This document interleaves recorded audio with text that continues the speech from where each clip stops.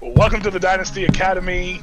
Michael Washington. Mark is being a pompous ass before we came on air, and Mark Ongst. I mean, you are. I'm not. I mean, you are. Eli Manuel. Why would you draft a wide receiver too? Eli, you can cut this out. You could leave it in, too. Restart. Kyler Murray has a fantastic arm. It's just the decision-making for him, for me. Michael Vick just made better decisions, I feel like, overall. Makes sense. I said 1 or 2 inches, growing 1 or 2 inches, and you're like... And he's still going, I have leagues on too many apps. I don't know what to follow.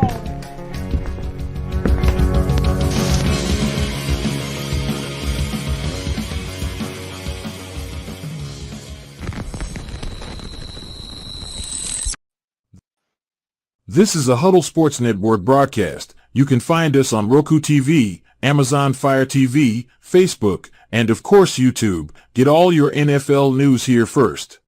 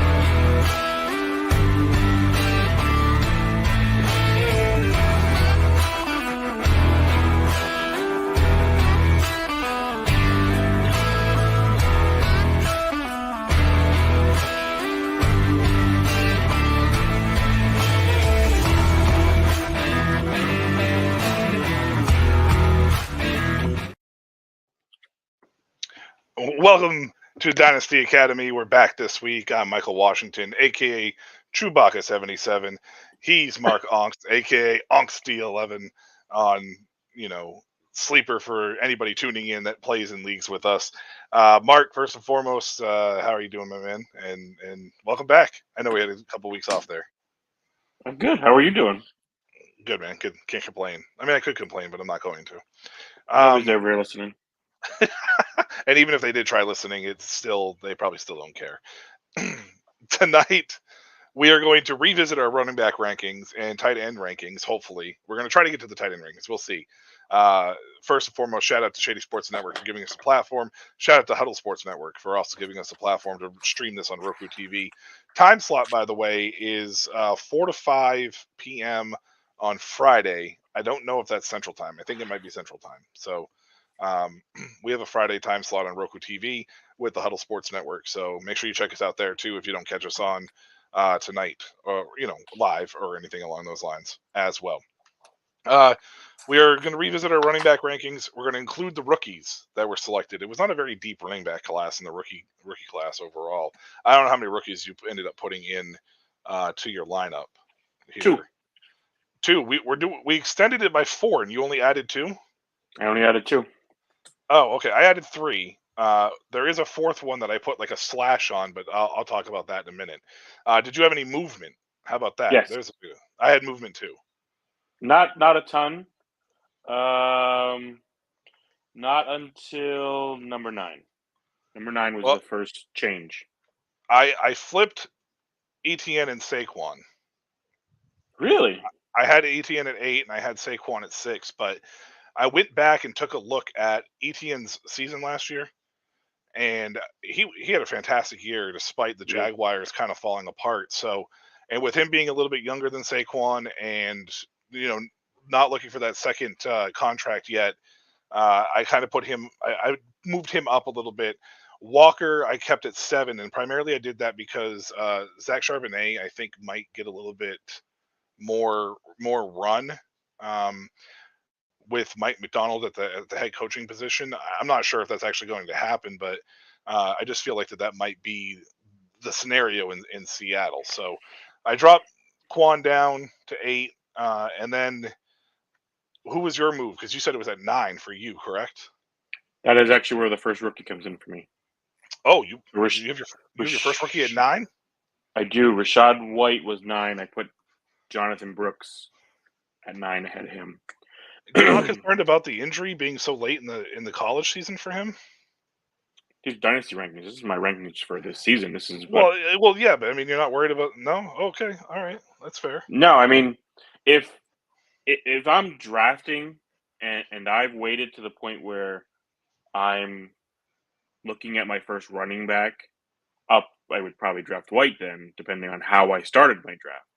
If I started my draft with a Caleb Williams and maybe a Drake May, then I'm taking Brooks because I'm probably going, the route of the automatic rebuild off of the jump.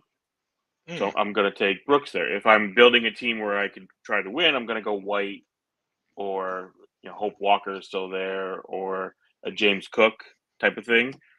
But for me, the Rashad White is descending in my opinion. I know a lot of people look at last season; they didn't really bring anybody in, and they didn't change much in that offense. He's not a guy I expect to be like that second. I don't know that he's going to get a second contract with the Bucks and be the guy. Like he's not a big yards per carry player. Like he's thriving on a lot of work and being the only guy. Pass catching, which is a really good thing. He's at least thriving on that too. But it's still a 3.6 yards per carry last year. That's not good. 6 touchdowns, that's good, but 64 receptions and 3 touchdowns. That's what made him RB4. Well, and that's why for me I can't put any of the rookies ahead of him. Like James Cook, Najee, Rashad White for me at 9, 10, 11 all stayed pretty well right there because there was no need for me to put a rookie in over those guys at this particular moment. Hold on. You had Najee at 4. No, that's me. Sorry. You had Najee at 14. I did have Najee at 14. I'm looking at the wrong M. For me, though, with Najee, primarily the main reason why I had him at 10, though, as discussed in the previous one, was just because I feel like that he's able to turn it on late, and I'm interested to see what happens with Arthur Smith. He would be a guy who's trending downward for me, though. Rashad White, for me, is not trending downward just because of the reception side of things. Like, I still expect him to be involved in this passing game. Yeah, he may not get a second contract with Tampa Bay, but you never know. He may end up getting a second contract with Tampa Bay. It may only be a 2-year deal, and he may not be the guy overall. But I think that his pass catching ability provides something that is crucial in today's NFL. And that's the reason why I couldn't put a guy like Brooks in, because you got to remember, a guy like Brooks, and we've discussed it before, a guy like Benson, a guy like Wright, none of these guys have played it down yet in the league. So it's hard for me to say I would trust taking Brooks over White. Yes, I agree with you. It depends on how I would start. If I started and got a running back that I feel like is in my upper echelon, my upper tier, then yes, I'd probably be a little more comfortable taking Brooks. But I don't even have Brooks as the best rookie running back in this class. So, I don't have Benson far off. Benson is they're close. So they're close for me. Me, too. it goes Brooks, White, Benson. So that's would be White moved back from 9 to 10. Brooks went ahead of him. Benson then slotted in at number 11, which then there was quite a bit of movement past there. Like around that area, the 2 rookies came in, and then people moved from there. Originally I had Javonte at 10. He fell down. I had Spears at 11. He went down. Cook, I had 12. He stayed at 12. He didn't move up in number-wise because the rookies went ahead of him, but he jumped Javonte and Spears. Right. Because just things in this offseason so far for those 2. But so just to recap quick, Bijan, Brees, Gibbs are my top 3. Those to me are probably like the top tier guys. Taylor, CMC, Saquon, Etienne, Walker all kind of fall in a similar tier. And then you get into the Brooks, White, Benson, Cook range, where depending on how I've drafted to that point is how I'm drafting those guys. Yeah. If I'm going young, I'm going to try and grab Brooks and Benson. If I'm trying to win, I'm looking at White and Cook. Right. and that's where they kind of fall into that range as a long-term outlook. After that is when I think the discussion really starts to begin, and there is a player not in my top 20 that will make some people very upset. Well, there is a guy in my top 20 that moved, and this was my biggest mover on it. And I believe, if I remember correctly, I had him at 16 last time. Yes? Ramondre Stevenson. I No. have moved. You I you who oh, where you was did have Stevenson? 16. I'm sorry, look at the wrong one again. Look at the You wrong gotta person. stop doing that, Mark. I I do. had I'm I just had gonna go Ramondre like this. I had Ramondre Write it out. Stevenson at 16, and I moved him to 12. I think the contract that's signed there, I think with Alex Van Pelt in that offense, his ability to catch, and for a guy his size, I think he can handle the workload that Nick Chubb similarly had in that system. They did bring in Antonio Gibson that will actually help alleviate him from being overworked. So I think that was really, really smart for New England. But the contract alone for me was a telltale sign that they are invested in him for at least the next two, possibly three, but at least definitely the next two I agree. years. That's a big step forward in the right direction. So he jumped for me to 12 in this situation. So he was not on my list last time, and a lot Right. of it was because I didn't know how he fit into the long term with that team. New coach, new offensive coordinator, Correct. whole new everything. Was Stevenson going to be their guy, or were they going to look to move on? They didn't. They re-signed him. He got a very nice contract extension, I believe, is what It was an extension. worded. Yeah. So it's it's whatever he's still on this year, and then 3 years tacked onto that. But for me, I think um, that was the big sign to me. So I moved him up to 16 in my rankings from not being ranked. Right. So he was a pretty big mover for you as well, which is not surprising considering that contract. I figured he probably ended up making it for you as well. And then at 13 for me is my first rookie. So Okay. that's where I plug in Trey Benson in this case. Now again, this is a situation where you're breaking in these tiers. Um, I would probably put Ramondre at the end of my tier 3, and this would be the start of my tier 4 range. But it's a very high end tier 4. Like I think these guys are close. You could probably take everybody from tier 3 and just throw them in together for the most part. You know what I mean? Like you still have Brees as 1. Brees is 1, Bijan's 2, Gibbs is 3, Taylor 4, CMC 5. My top 5 did not change. ETN was the only one that made the move inside my top 10, and he had just flipped him and Saquon, primarily because of the second contract issue. And ETN had a really good year last year, despite a down season for Jacksonville overall, especially in the second half of the year. And then everybody else pretty much stayed the same up until 12, and that's when Ramondre swung in. The bottom half of my rankings all kind of jumbled. Like I couldn't tell you where I had people, so you're gonna have to tell me because like it's just I don't remember off the top of my head. But Trey Benson comes in at 13 for me. He's my Okay. first rookie year, and primarily the main reason I like Benson so much is because he proved it at the college level. The downside to that is he did have a lot of work at the college level, like opposite end of Brooks, right? Like Brooks didn't really have a ton of work because of the two players that were in front of him. Brooks comes in with like the Josh Jacobs-esque type, scenario where he was barely used or not used as much, but the talent is there. Brooks is not that far off. He's down in between. He's actually after Achan, and Achan's sandwiched in between those two. So And again, you had Achan I think Achan is at just 12 before. yeah. You dropped him to 14.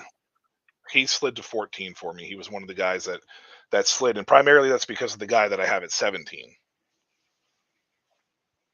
Jalen Wright. He's my third rookie on this list. Oh, that's Yeah. that's high. Well, okay, so here's my thought process and reasoning for it, and we'll get to it in a minute because I want to hear what happened with your mid range. But primarily, the guys that are going to be coming in behind him are guys that are what ifs.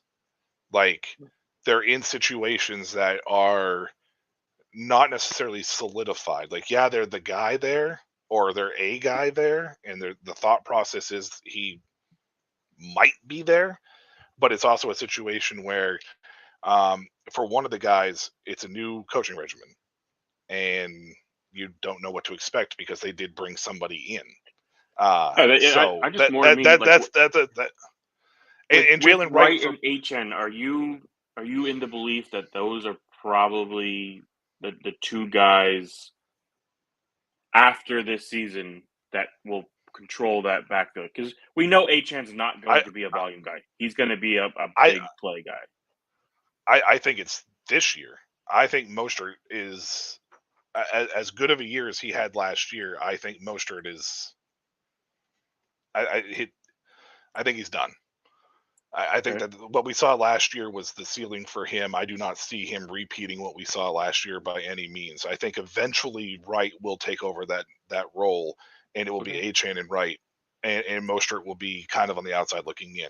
It's nothing against Mostert. He had a sensational year last year. It's just his age, and I know that he he didn't really play through his 20s. His age still plays a factor into this, Still and 33 now. So even right. even if he didn't play till 28, it's still 5 years later. That's Right. the cutoff for most running backs anyway. It doesn't Correct. And that's where I feel the fall off comes in. And Jalen Wright's a very talented running back. Miami was just a weird spot because they have so many running backs that are there, and Mike McDaniel uses a ton of them, but like he's such a talented running back, and he has the speed that fits this offense. He has the size where he can shoulder a load with somebody, and that's why him and Achane are kind of close, 14 and 17. They're like Achane dropped a little bit just because I think Wright will eventually eat into him, at least for this year. But moving forward, I think this will be Wright in Achane's backfield. Yeah, because Achane is not a guy who's going to is going to shoulder a large workload. he's not. So he's tough because you're not getting the workload, but he's such a big play and dynamic player. He's going to get utilized, and hopefully in ways that put him in very successful situations. It's just that's hard to rely on. Right. I mean, he's Which at is why I 13 think for me. It's not like I'm like he's off Right. the board or anything. But just it's with the caveat knowing he will not be a CMC kind of guy where he's going to get both workloads. He's not built like CMC even is. You're hoping you get him in space. He gets big chunks, scores touchdown, catches a good amount of passes. Maybe they use him in the slot. My worry for this year is how that team is built, and if McDaniel leans on the veteran still. HN and Wright are clearly the better backs. It's just will he go with the veteran or will? So that's why Wright didn't make it for me. I don't trust that running back room in McDaniel to not use Mostert and stuff like that. But again, like you said to the point that you made at the top of the show, this is a dynasty rankings though. This isn't just for this year. So this year for sure, Mostert's going to be if you're looking at it from this year's standpoint, yes, Mostert's going to be the question mark. How much does he have left in the tank? What will his usage be? I just think long term, Wright in the chain are going to be a pretty good dynamic 1-2 punch in this backfield, no matter who is there. It's just a question of whether or not Mike they're running backs. It's McDaniel. So, it's running backs. But every season there's always like these running backs talked about. Oh, Miami might go for this guy. Oh, Miami might go for this guy, and they don't seem to. So maybe it's just smoke. But I'm gonna have to see it from McDaniel that he's gonna trust Wright, and then I can buy in. And basically, at this point in time, this is obviously just going based off of hype and or at least situation for the long term. Like fantasy football is all pretty much hypothetical, anyways, right? The whole thing is basically hypothetical. Like we hope this person doesn't do that. We hope this doesn't happen to this guy. Like if he survives another offseason without somebody coming in, I think that Wright and Achane are going to be a good 1-2 combination for this Miami team moving forward. Who did you have at 13? Because I know I had Trey Benson. So 13 was HN. Oh, that's right, HN. So who did you have at 14? 14 is where Javonte falls for me. I know there's this talk that he's gonna get cut possibly, and McLaughlin's the guy, and I am still going to believe in the talent of Javonte, and this is either some beat writer reading into something, or Sean saying things and people taking out of context, or his way to try to motivate Javonte. I don't know. I still believe that Javonte is a good running back. So for me, I have him at 14 because I still believe he will be the starter for Denver. And if not, then somebody will pick him up. He might go to Miami. Who knows? I got him at 16, so it's not that far of a drop, but it's a drop for me, I think, by a position or so, I think. I had him at 15 last time, but he's at 16 You did, now. yeah. You had him 15, yeah. I had him at 10, so he fell down to 14. Yeah, we were flipped on him. We were flipped on him and Najee, I think, because I think you had Najee lower. Yes, than I did, which I still have him I still have him lower than you do. I have Najee down at 18 still. Oh, wow. Yeah. His age is one thing. He was an older running back coming in. Yep. It's Arthur Smith. Like, Najee could be the guy he chooses and the guy he rolls with. Warren could be the guy he chooses and rolls with. Maybe That's Mike fair. Tomlin doesn't let him be that kind of offensive coordinator, and he says, "No, this is how we're going to do it. Both guys work well. We're going to use both guys." That offense as a whole, though, I don't know what it is. Is it Justin Fields? Is it Russell Wilson? How's it going to be? We have Roman Wilson as a rookie. It's George Pickens. What's his attitude going to be like? Are we going to be able to throw the ball? What are we doing here? Like, it's such a, like, everybody's like kind of hyped about it, but then I just look at it and go, like, it's a lot of questions. The whole offense is a question mark. We don't even know who the quarterback is. No, and that's fair. And for me, it's just, I think Najee has shown that he can do it. He just needs to get trusted, and I'm hoping Arthur Smith is trusted. And that's the reason why I had him at 10. I just hope Arthur Smith trusts him. I hope that they treat him.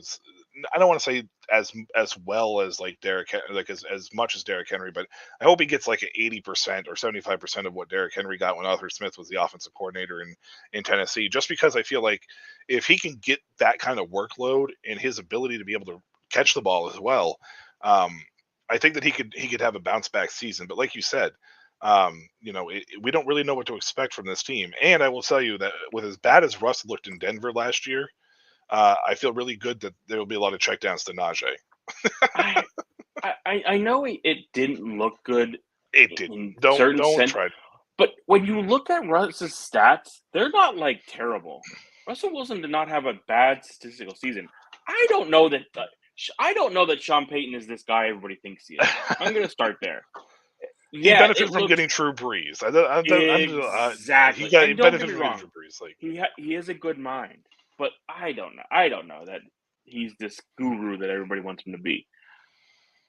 If he revives Zach Wilson's career, the dude deserves to be in the Hall of Fame before he retires. If Zach gets a shot.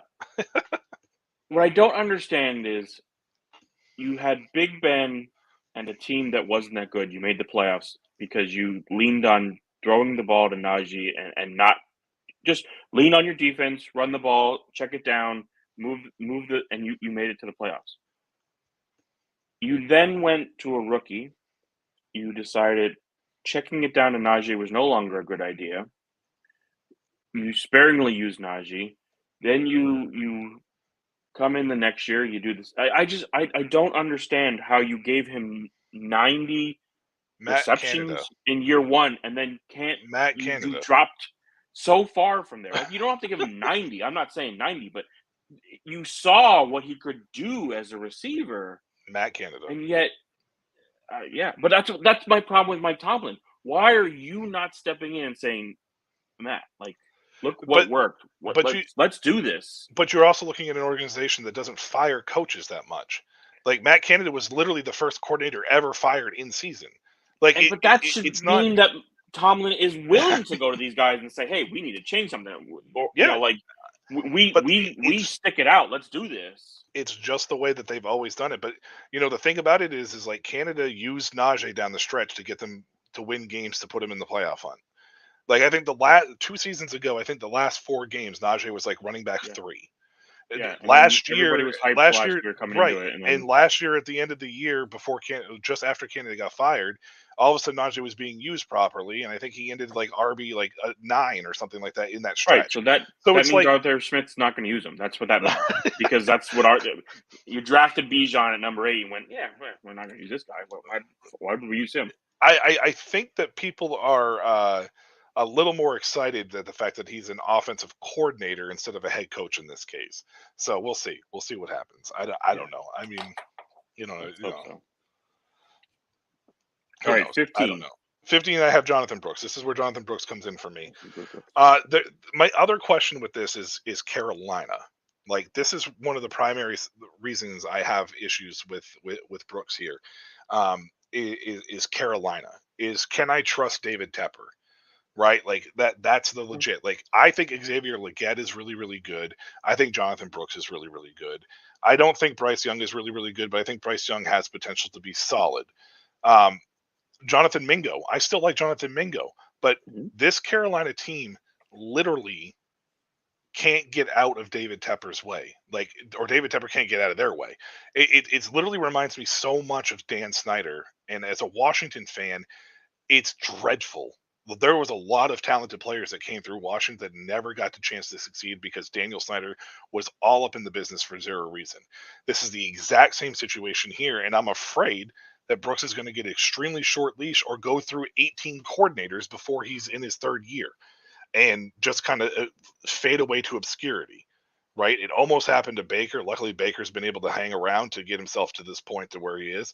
But you look at certain players, coaching goes a long way. And I think Dave Canellis is a good offensive coordinator. Is he a good head coach? Yet to be seen. And what's his leash going to be like in Carolina, right?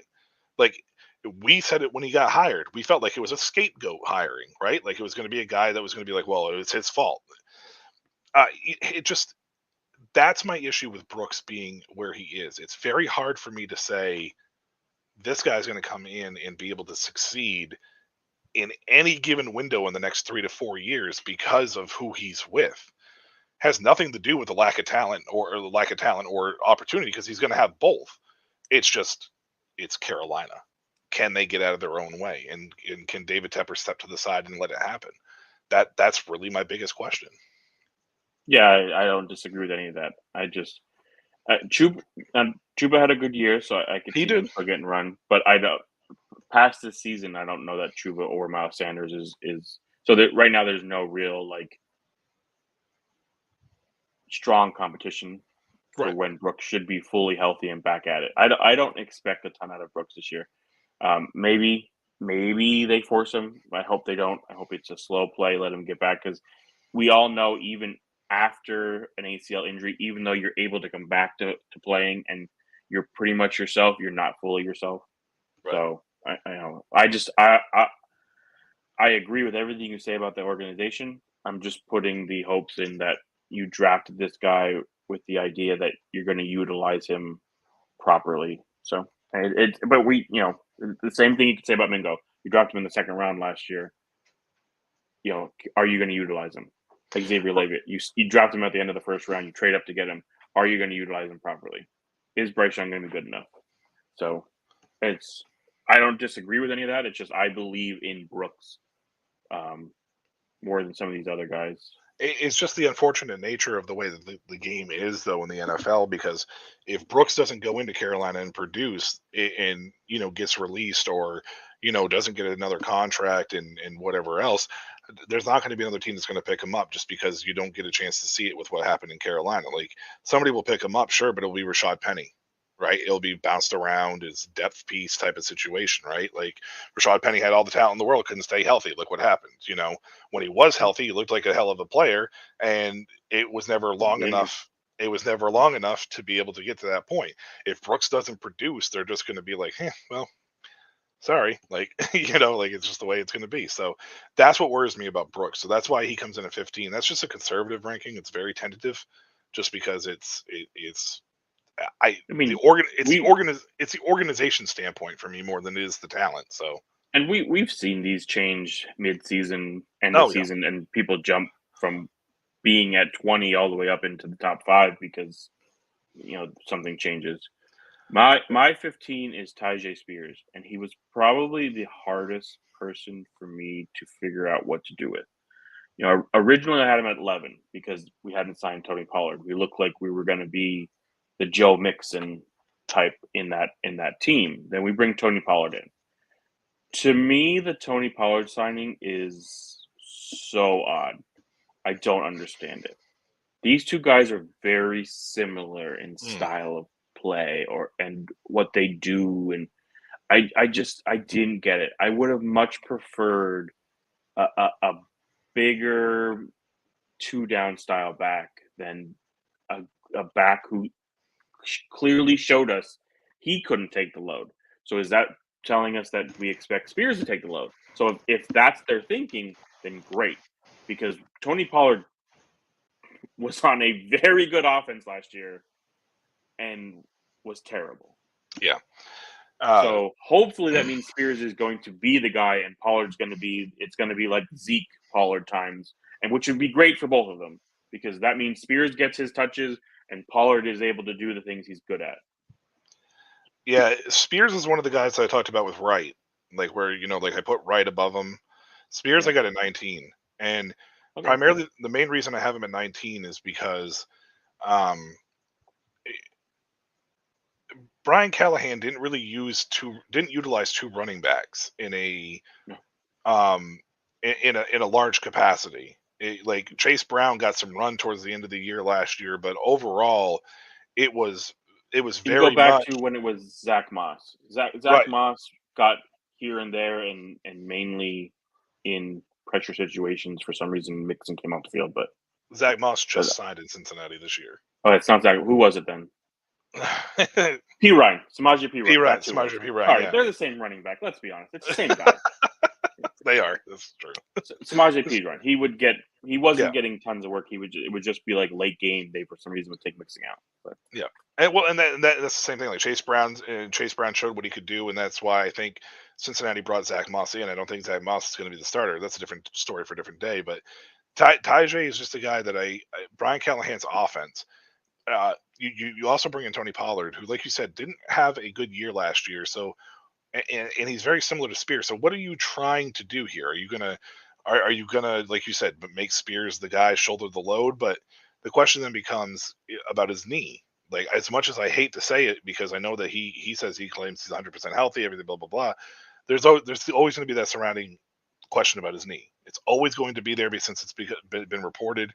He could have 105 seasons of just straight, you know what I mean? But like there will always be a question around the knee. Frank Gore, exactly. Yeah. And that's the key thing. So for me, that's the reason why I kind of stuck right above him, because it's just like what's Spears' outlook really going to look like moving forward and whatnot. And obviously really 17, 18, 19, 20, and even 16 with me, Javonte is, very much it's kind of like a clouded future overall. Wright's just the hype there for me. It puts him higher than Spears in this case. So Spears is my number 19. I don't think he made my list last time, but he didn't. I was just looking at, he was not on your list last time. Yeah, he wasn't in my top 16, but he did come in at 19. So then at 16, you had Javonte. I had Stevenson. We talked about both of those. At 17 is where you have Wright. I have Josh Jacobs at 17.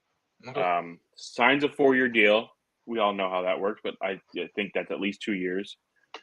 A very ascending offense. Aaron Jones looks very good in it at the end of the year when that offense seemed to be clicking. Aaron Jones was clicking. Him and Josh Jacobs, I think, are very similar style running backs. Can run the ball, catch the ball, kind of do it. A.J. Dillon doesn't worry me. I like Marshawn Lloyd, and people are very high on Marshawn Lloyd. It's such an odd draft pick. It really, and I know it's an A.J. Dillon thing, but it was. I just don't get the hype around it. It's like I would understand if Aaron Jones was still there, why you're hyped about Marshawn Lloyd, because Aaron would be on his last leg. Right. Josh is coming in with like a fresh, it's a second contract. I get it, but it was a 4-year deal. You're not. This isn't a 1-year thing. You're at least getting 2 years. Right. And it's not like Marshawn Lloyd doesn't have his question marks about him. It's just odd the hype I see around Marshawn Lloyd right now. So Well, that's what I I have meant by the Jacobs that's here. what I meant by the hype. I mean, but by it being odd about the draft pick, like I'm fine with it as far as Green Bay is concerned because AJ Dillon is definitely on his way out. Let's be honest, it has not worked out, and Marshawn Lloyd's super talented, but the hype surrounding Lloyd seems to be out of control for some reason. It actually reminds me of Dylan Lobb. The hype around Dylan Lobb is crazy to me. Just because he's in a spot where it's a little bit of an unproven backfield, but Zamir Yes. White, like, you know what I mean? Like, it's just like Zamir White's not old either, and he proved that he could do it a little bit last year. So, like, let's be honest. Like, what are you really getting at there with Dylan Lobb from New Hampshire? Like, dude had a very productive career, sure, but I mean, when you play Maine once a year, it's easy sledding to score a lot on. Does Jacobs fall in your top 20 at all? He does not, and Okay. it's not because I dislike Jacobs. I mean, I would probably take Jacobs over some of these guys in the draft. It's just um, second contract running backs. I tried to be a little more tentative with, just because we all know that if it's not 30, it's the second contract. That's where the fall off happens, right? Like it's usually that's the case. So I just was a little more tentative with it because, like, for me, that's why I slotted right in. But I don't hate the Jacobs thing. I think Jacobs is a fantastic running back, and um, just for He dynasty was purposes, though, I don't have him in well. there. He was 13 for me. He fell down to 17 now. Yeah, Stevenson moving ahead of him. Two Yep. rookies. Achan jumped him before I had Achan at 16. I remember saying I have to see what this team looks like. And Jalen Wright wasn't a big, like, they didn't sign a free agent big name running back. So to me, that said HN is believed to be part of their long term, hopefully. And this is going to sound odd too, but the other thing that concerns me with Jacobs is going to Green Bay. It's cold, and they play outdoors. He's been at Alabama. He's been with Las Vegas. Like, he's never played in a spot where it's outdoors in the cold as often. I mean, I'm sure he's had some away games out there, Oh yeah, but Kansas City for sure, Denver. I mean, It's we're not eight talking we're talking 8 guaranteed. games, right? 8 Like, guaranteed. right? Yeah, and that doesn't include whatever away games you got to go to on top of that. Right. I mean, Minnesota and Detroit are in domes, but Chicago's not. So it's It is not. yeah. So I mean, you got to deal with that too. So that's a little bit of a concern for me, just because is he going to be a cold weather running back? I mean, he might go out there and thrive. I mean, who the hell knows? But it's just there's a difference between playing one game a year in the cold and playing 8. So yeah. And Uh, this isn't even cold like we're talking about, like Philly and Pittsburgh. it's literally called the frozen tundra for a reason. We are talking about Green Bay. So I'll give you that one. So 18 was Najee. We talked about him. Who was your 18? My 18 is Isaiah Pacheco. I still have Pacheco on here just because he's young and he has proven that he can be effective. I don't want to say a stud by any means, because let's be honest, he's not a guy that you're going to want to draft as your RB1 and be happy with. But if you have him as a flex or an RB2, even depending on who your RB1 is, you're going to get a guy who's going to average, possibly between 10 and 12 a game, no problem, right? Like, may not be a number that sticks out great to you, but it could be a difference between a win and a loss, right? It's always those second guys that are the difference between the win and loss, depending on who you're playing. And Pacheco is another guy that I feel like this Kansas City offense has kind of been searching for a wide receiver the last few years, so they've leaned on him a little bit in other areas. He's not going to be a guy who's going to touch the ball 27 times a game, but he might get you 18 to 22, and if he does, he's going to be very effective with it. He kind of fits what Kansas City wants to do right now. He was able to knock off, a first round talent, draft pick in Clyde Edwards-Helaire. So they like him. And I could see him signing and staying in Kansas City. It may not be a 4-year deal, but I could see him getting his second contract and remaining in Kansas City at a 2-year, possibly 3 with a void at the end of it or whatever. But basically a 2-year deal. 2-year extension. A 2-year extension of sorts. And being the guy there, because he is effective in that offense. He's not a guy, like I said, is going to go out and put up 40 points a game, but he will go and be effective for you, and you can rely on him being a starter and scoring you some decent points throughout the course of the year. Pacheco came in at 20 for me. They didn't really do anything this offseason to say that they don't think he's their guy this year. Right.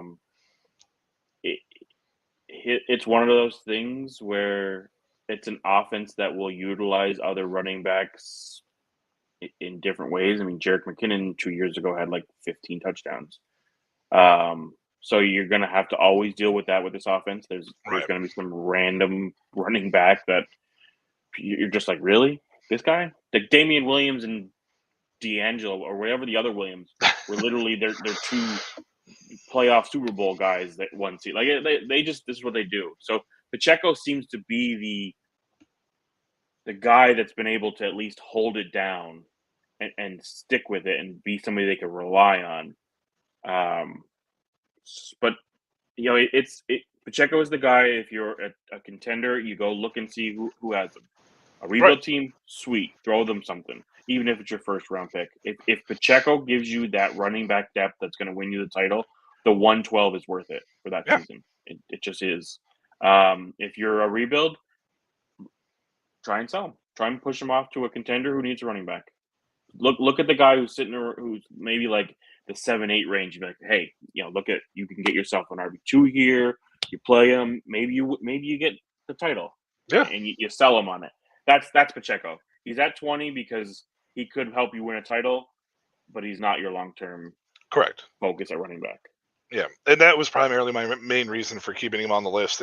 Yeah, again, a cloudy future overall. I mean, I think they like him enough they'll end up extending him, but it's just one of those situations where, like you said, he's not going to be a guy who's going to go win you a championship or anything. I had Spears at 19. We talked about him. Who was your 19? Mine is DeAndre Swift. I like Swift a lot. I think Swift had a good season in Philly. People talk about him being down. He had some up and downs, but that offense fell off at the end of the year. It was terrible. And it kind of went for him that way, but he still had some really good games near the end.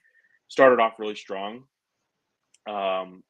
He goes to another what looks like should be a really good offense.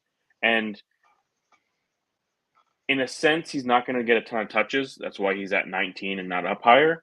But he should be in good situations to score you a steady amount of points. He's not a guy that I would see be 5 to 7 points ever. He should be around 10 to 12 on a regular basis, and then hopefully hit the 20-25s on those big games he has when he gets 2 touchdowns and whatever.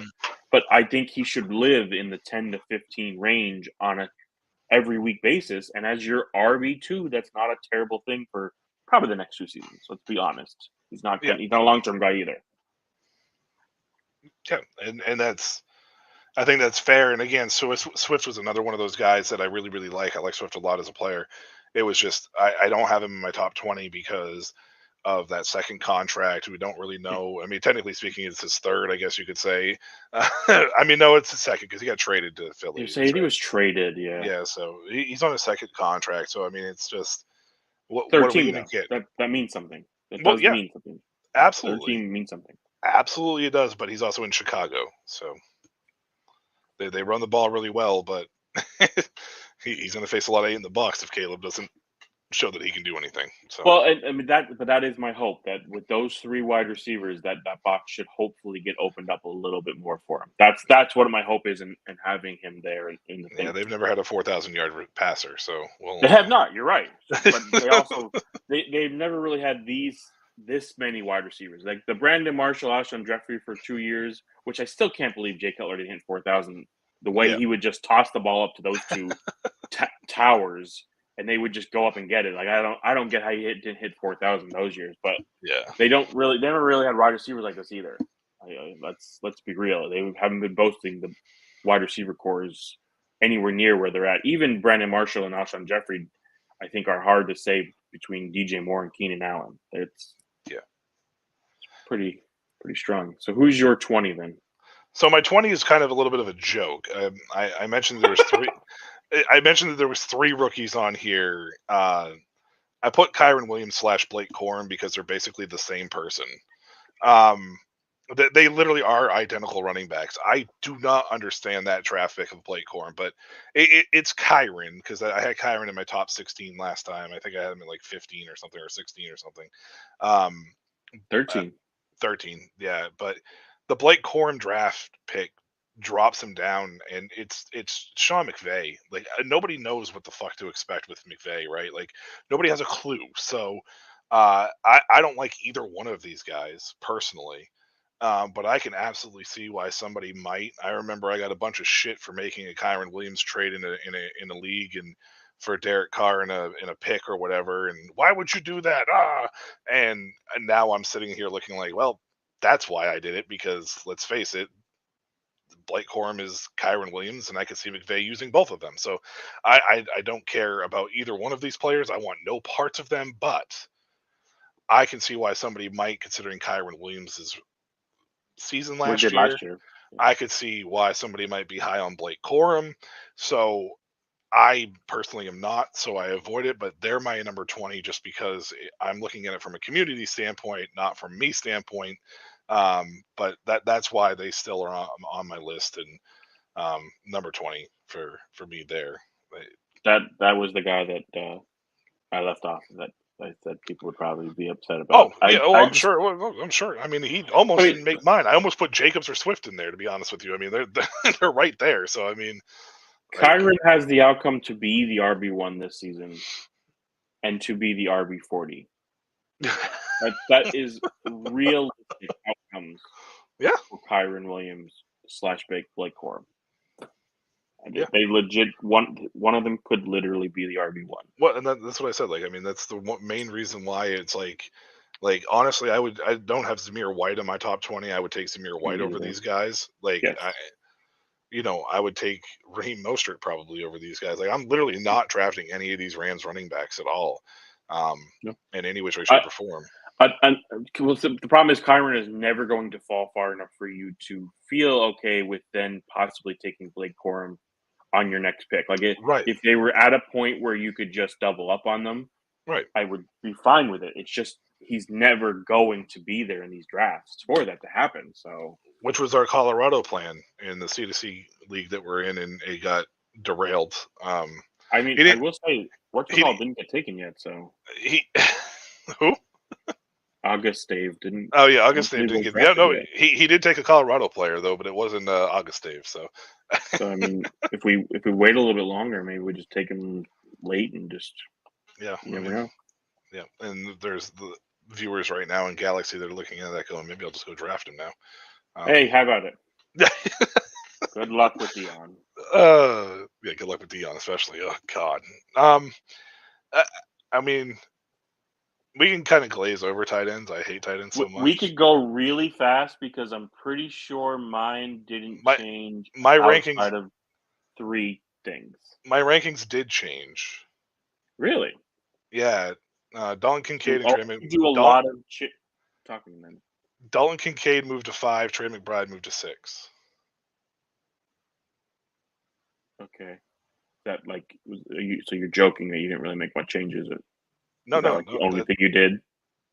Bauer slots in at 9. Bauer slots into 10 for me. And then Jatavian Sanders / Jaheim Bell are at 16 for me because I couldn't figure out which one I wanted better, which one I wanted more of. I didn't put either one of them because Ben Sinnett was another. They were all just like, I'm just gonna leave them all off because I don't know which one I would want. So I hate all one of these guys. I hate all tight ends. So I mean, I just figured I'd throw another rookie in there just because I just couldn't figure out which one I wanted. I put K. Dotton on mine. I didn't have Otten's my number 15.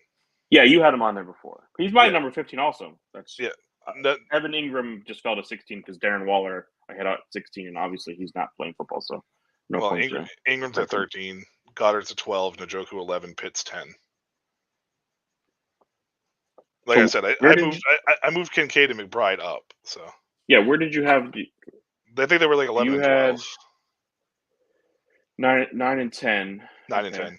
Yeah, primarily the main reason why I had him at 9 and 10 originally was because I was looking at it from a standpoint of tight ends take so long to develop that I was like, I wanted to put more of the guys who had been doing it at the top of the list, and then You did say that, yes, I remember. yeah, and then I coming into this one. I looked at my rankings and I was like, yeah, I mean, we're just talking dynasty purposes, though. I got to move those guys up just because it's first. I think you. Like I don't expect McBride to have the same volume of work that he had last year, and I expect Kincaid to take on a little bit bigger of a role in Buffalo this year. But it just made more sense to move them up. They're younger and they showed that they can do it. So or have some success. So Laporta stayed at 1 for you, correct? yeah, Laporta stayed at 1, Andrews 2, Kelsey 3, Hawk 4. So let's talk about Kelsey for a second, because I have him at 6, but I really thought about moving him up because he kind of came out and was like, I'm young still. I don't see any need to give this up. So I was like, maybe I should move him up. And then I looked at the guys I have ahead of him, and I went, no, I'll leave you at 6 just because I just really like Kincaid and McBride. I mean, maybe I could put you above Andrews, but what's the point? I'm swapping you and Andrews, or what's the real difference there? Right. So for me, he stays at 3, and it's the same reasoning I had back when we did this the first time. Is until he's not doing it, he's doing it. Yeah. Like, you know what I mean? Like, and him coming out and being like, I still have 2 to 3 years in me. Like, I want to do this until I literally can't. Like, I love doing it, and he's having the time of his life, and I think he has passion for the sport, and he wants to be there, and this offense runs through him. Like, let's be honest, like, you can draft all the Xavier Worthies and guys who drop the ball 20 yards down the field all you want. It doesn't matter. Like, this offense runs through Kelsey, and he's going to get 7 at 115 and 2, or 9, 143 and 3. Like, it was a down year for him. But it's still the offense didn't run through him properly. Right, but he still put up what, a tight end 2 season? Oh, that's not hard to do. Let's be honest. Well, I understand though, but I mean, but look at the numbers. That's not flexing. But look at the numbers. I mean, he still put up like. So the thing is in comparison to other tight ends, they look wonderful. They're great. Well, but good job. I understand that, but we're talking about tight ends. Kelsey. But we're talking about the tight ends. I'm just saying, compared to himself, they were not. Oh, yeah, but I mean, come on. I mean, no. He ended up as the tight end 3. Okay. Oh, okay. Behind who? Laporta and No. He was 1 to 3. There's not much of a difference. There's 2 spots we're talking about. But this is the difference in his stats: 110 receptions down to 93, 1,300 yards down to 984. 12 touchdowns down to 5. That's what I mean. Yeah, he still ended up as tight end 3, and that gets you, but it doesn't get you the advantage you were getting previously. That's my point. Sure, of course, yeah, absolutely. So I just have those numbers because he's older. I have the younger guys. I put for sure. Younger guys ahead. That's the difference in how you and I looked at it, and that was how we looked at it last time. Right. I mean, I've moved some people up now since then. Yeah. I mean, I still I put Kyle Pitts at 10, and I could probably have taken him off this list and been okay with it. Like, to be completely honest with you, Pitts moved to 11 because Bowers moved in at 10 for me. I don't. The Pitts is the Kyron Williams of tight ends for me. Sure, it's just different coordinator this time. So all these people still are. Oh, Kyle Pitts this. Oh, Kyle Pitts that. Kyle Pitts could. Dude, shut up. Like, Kyle. Oh Pitts, yeah, I'll never draft him because he's going to get drafted too high. So who do you have at 5? A player. Still Kittle? No, Kincaid. I said that. Kincaid up to 5, and McBride was 6. And McBride went to 6, yeah. So and Kittle went to 7. Kittle 7, Kmet 8, Bowers 9, Pitts 10. Njoku comes in at 11, but I would rather have Njoku over Pitts. I'd rather have Goddard over Pitts. I'd rather have Ingram over Pitts. I'd rather have Okonkwo over Pitts. So, pretty much for me, Ingram moved to 16 because Otten moved into 15. I took Michael Mayer off mine because obviously Brock Bowers is there. Not like Michael Mayer had a great season, so I don't think that's really anything. Kmet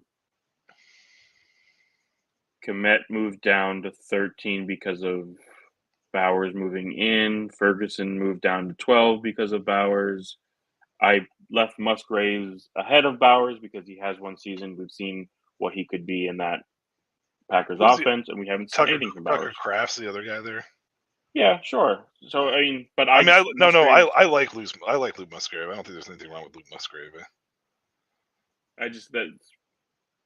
So I put Bowers right one step behind him just because we haven't seen Bowers do anything, and he does still have Michael Mayer there. So who's to say what Bowers really does right this year? But yeah, I really that Bowers moved in and pretty much everybody just shifted down, and then Darren Waller retired, so Cade Otton came in, and I went, I'll take Otton over Ingram. Why not? Ingram's getting older, and who knows how many more seasons he got with Jacksonville. Speaking of Jacksonville, shout out to Trevor Lawrence, and congratulations on their pregnancy with his wife. Yes, congratulations on that for sure. I don't really have anything else. I mean, I feel like that pretty much wraps up an entire. We actually got to the tight ends. I didn't think we were going to get to the tight ends. I figured we could lightning round them. Well, I mean, they don't deserve much attention. For all you listeners out there that are new to the show, yes, we absolutely hate tight ends here, for the most part, and primarily that's just because, you have your top 3, and then top maybe 4 now. And I think I made my point. They're all pointing out that the guy who was 400 yards and 7 touchdowns less and still ended up as the tight end 3 from this past season is, I think, all you need to know for the tight end position. Yeah, that sounds about correct. Anyways, here at Dynasty Academy, 8:15 p.m. Every Thursday, or at least we try to get it every Thursday. Sometimes life gets in the way. We discuss your rankings. If you have trades that you want to throw out there, hit in the comments by all means. Hit the Shady Sports Network, hit the little subscribe button, the notification button, the little dingy thing, so that way you get the alert every week. And then, at the same time, thanks to Huddle Sports Network for, airing this on the Roku TV. Roku TV Fridays between 4 and 5 or 4 and 5 p.m. Central Time, I believe is what the what time zone is that they air it. So if you get a chance to check that out, or if you don't catch us live, or you only caught half the show and you want to know what else we talked about, by all means hit that up as well. Mark, do you have anything else you want to add to tonight? I did not. Yeah, rookie fever. Don't buy into it so much. I was guilty of it for a very long time, and it's easy to follow. Burned a lot of my teams. Don't do it. And same with Devi.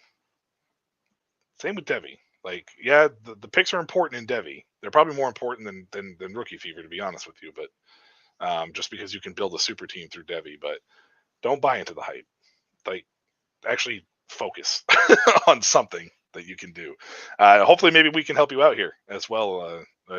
Dynasty Academy.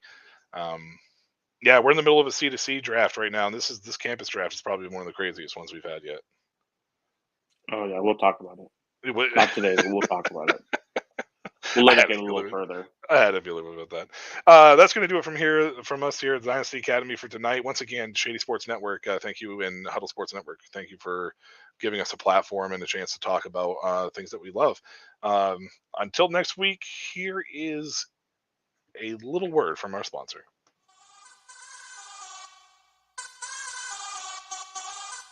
This is Current. It's the card my parents used to pay me for mowing the lawn, running errands, and doing well in school. This is the card I used when we got the idea to make our own clothes. And we spread the word, drove downtown, and sold everything we made. This is the card I use to do the things that really matter. This is Current. Visit current.com and download the app for free today.